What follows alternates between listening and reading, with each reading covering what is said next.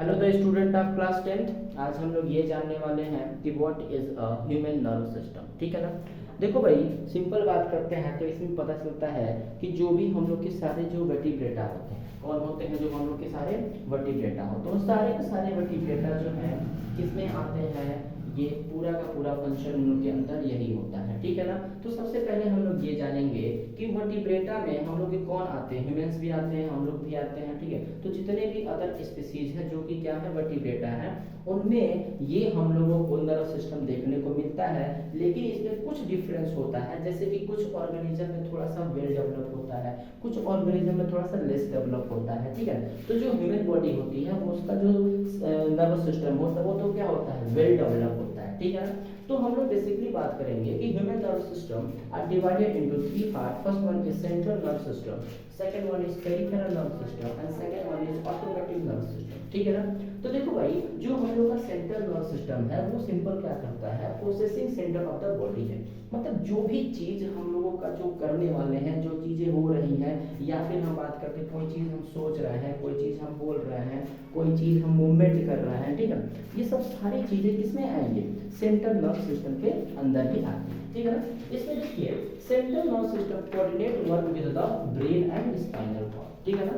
Brain and spinal cord, simple बात करते हैं कि हम लोगों का जो ब्रेन है और हम लोगों का जो स्पाइनल कॉर्ड है वो दोनों एक साथ मिलकर काम करता है। तो किसके अंतर्गत आते हैं, सेंट्रल नर्व सिस्टम के अंतर्गत आते हैं। ठीक है। चलो भाई, ये हम ब्रेन के बारे में बात करें तो हमें पता है कि ब्रेन जो होता है वो सिंपल क्या है, हम लोगों का एक प्रकार के पूरा का पूरा controlling centre of the body is known as the brain. पूरा का पूरा कंट्रोल किसके ऊपर है भाई, ब्रेन के ऊपर है। अगर मान लो फंक्शन, अगर ब्रेन जो है फंक्शन नहीं करता है तो जाहिर सी बात है भाई, वो जो बॉडी होती है वो सिंपल खत्म है, टाटा बाय बाय वाला काम हो जाता है। ठीक है। चलो देखो भाई, देखो यहाँ पे बात करते हैं ब्रेन जो है, brain are basically divided into three part. First one is fore brain, second one is mid brain and third one is hind brain. ठीक है ना। देखो भाई, सबसे ज्यादा जिसका काम होता है वो किसका होता है, फोर ब्रेन का ही होता है। किसका होता है, फोर ब्रेन का ही होता है। अब फोर ब्रेन की बात करते हैं तो fore brain are basically known as the cerebrum. क्या चीज,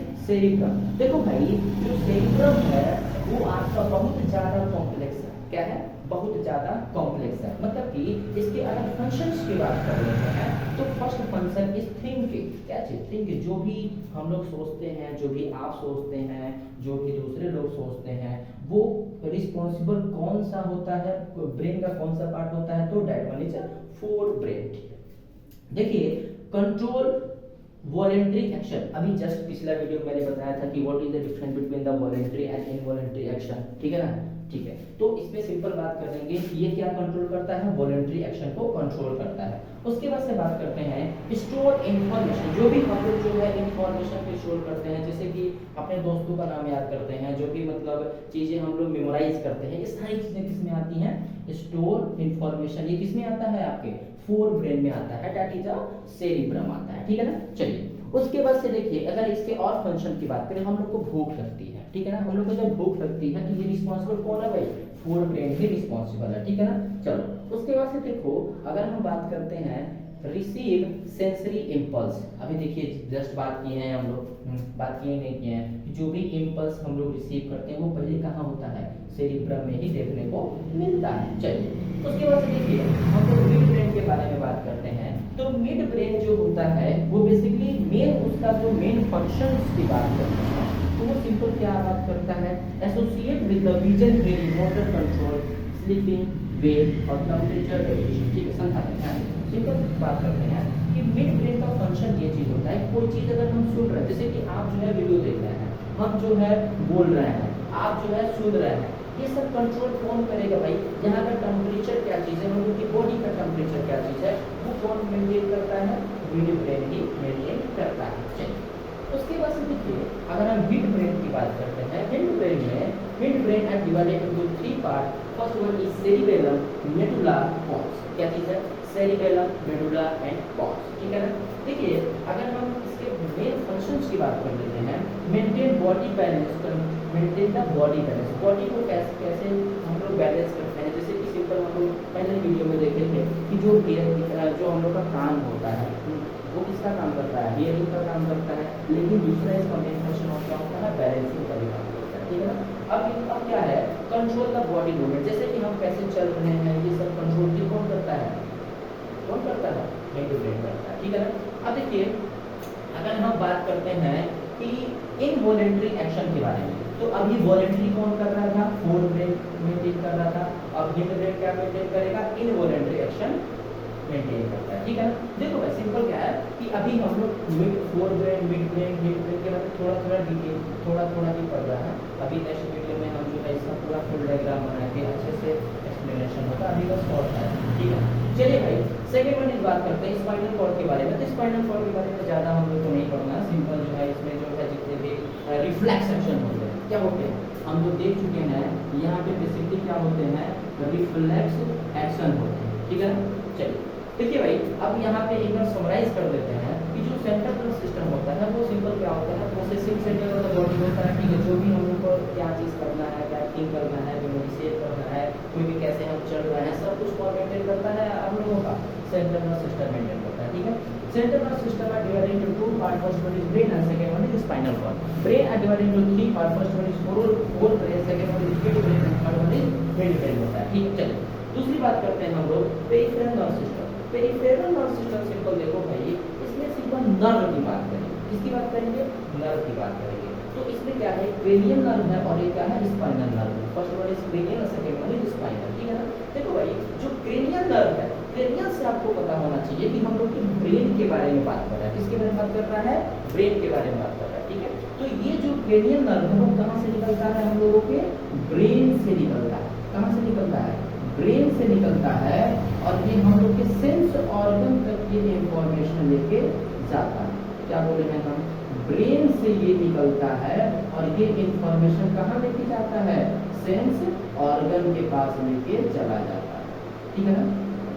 मतलब ये देखो सिंपल ब्रेन से मैसेज गया और हम लोग के सेंस ऑर्गन तक गया, वो रिस्पॉन्सिबल कौन है, क्रेनियल नर्व है, ठीक है ना। और ये कितने पार्ट्स होते हैं, तो 12 पार्ट होते हैं, ठीक है ना।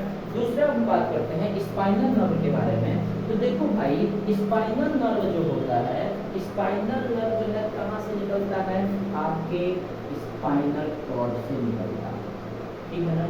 ये आपके हो जाते हैं स्पाइनल कॉर्ड और यहाँ से स्पाइनल कॉर्ड हम देख चुके हैं रिफ्लेक्स एक्शन में कि हम लोगों का जो मोटर नर्व है, क्या है, जो हम लोगों का मोटर नर्व है और हम लोगों का जो सेंसरी नर्व है, मान लेते हैं सेंसरी नर्व इंफॉर्मेशन लेके आता है किसके पास, स्पाइनल कॉर्ड के पास, और जो मोटर नर्व है वो क्या है, इम्पल्स को लेके जाता है किसके पास, सेंस ऑर्गन के पास, कि भैया इफेक्टर के पास लेके जाता है कि तुम वहाँ से अपना हाथ क्या हो हटा लो या फिर लगा लो, ठीक है, वो अलग चीज़ है। और इसमें जैसे कि हम लोग देखे हैं ऑटोनोमिक फंक्शन मतलब कि रिफ्लेक्स एक्शन वगैरह सब कुछ देख चुके हैं, ठीक है ना। चलिए भाई थर्ड वन के बारे में बात करते हैं। तो ये आपका क्या है, ऑटोनोमिक नर्वस सिस्टम की बात करते हैं।